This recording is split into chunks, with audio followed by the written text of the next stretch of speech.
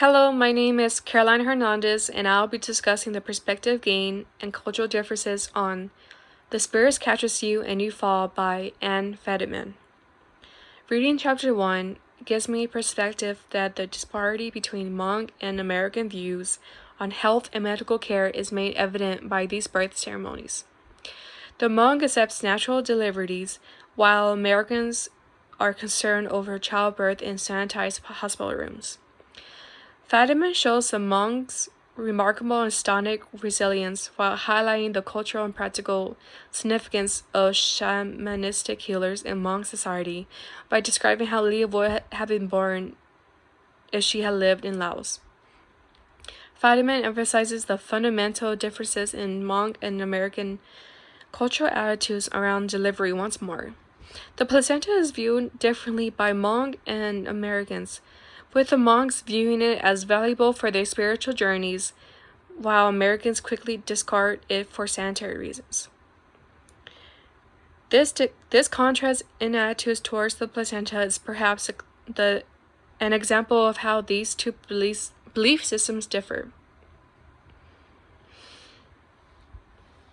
While the uninformed doctors disregard Leah's placenta, it causes you could say mayhem over Hmong's culture, since their belief is to take the placenta with them.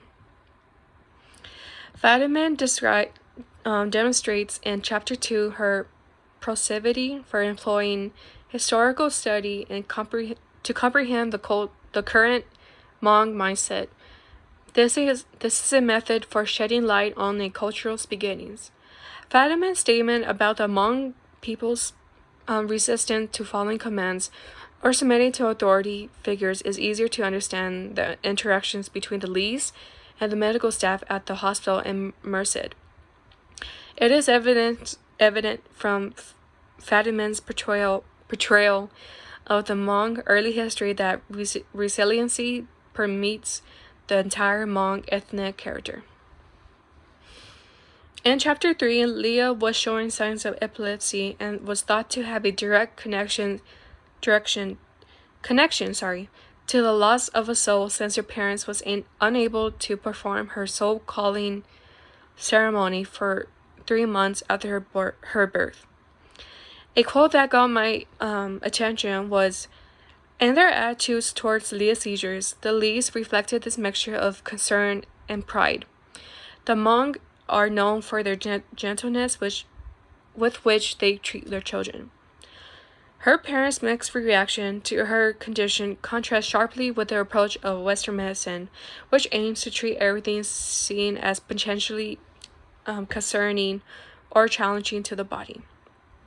This exemplifies how American culture values, which prioritize physical health, diverge from Hmong's cultural values, which they prioritize spiritual health.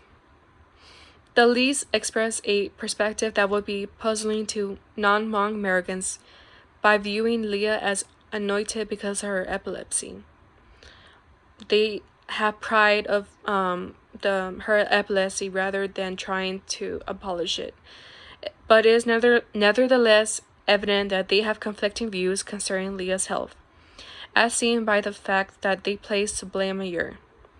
This may have been a symptom of their effort to exert some control over how they perceive the situation, which demonstrates their conflicting emotion.